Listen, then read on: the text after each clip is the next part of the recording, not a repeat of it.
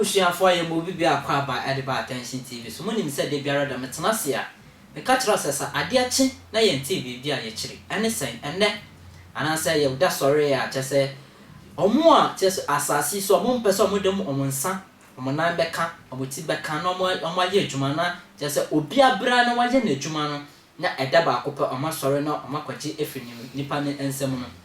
chese me ka akosi sen akonfo anansa akwamukafo a chese omo kopiem ewo iPhone shop bia chese omo ku nipa mienu a mo ye adwuma ewo iPhone shop wa eno so enam so ema ya chi san kwafo mienu we a me pacho yenkwe na yakwahwe video no ensam no se ne etie akromfo akesifo yi a wo mo twetuo ne nsekan ne ade ebokro ni na bone ben en wo mo edi ye ereka mo akon ye mo akwaba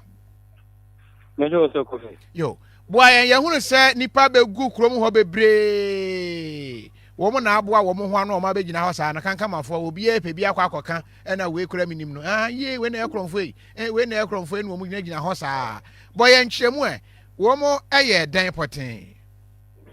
mera se kofi sabre de emrantie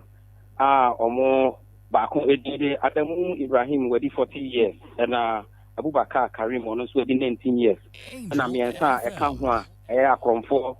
rantie mako enan ebo epini kwame danso e ho sene west e wo bunu east mountain mu na omo ton shop kese a omo ton phones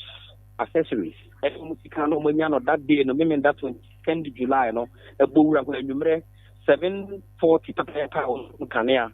omo ye omo robbery no wie yekum sa amrante bi no amabo omo di Adamu Ibrahim ene Abubakar Karim pepepe ewie ya no kanea no eno na amrante edi omo ni kire mu a omo sesa enema na e workshop no mu nyina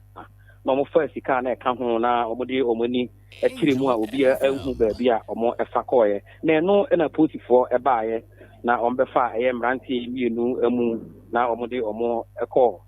hospital na omo hwe se bibia de bedin enam so omo ye nkramofo ntino omode omo dead body no ema abushafo ma omo kopɛ omo krabre na miensa na aka no na sabre ba bi omo dai wo je hospital no emu adin papa agi nyame ele betimi agi omo na sankofo miensa akai omo ho betimi ato omo na eno na posifo ema omo ni ebreye na omo tisi mu ede omo ni kire sene east na omo ehwehwe se samranti enan a omo ekum sa nipa mienu yi omo benya omo kire kwan na omo etimi afi omo na eno omo ebo search river to river ehwese mranti mienu ana omo nan nyina no omo nsabetimi aka omo na omo de omo ni etre sene east a omo ti boat mu a omo search boat bi e wonsu su bia no eno omo ekohu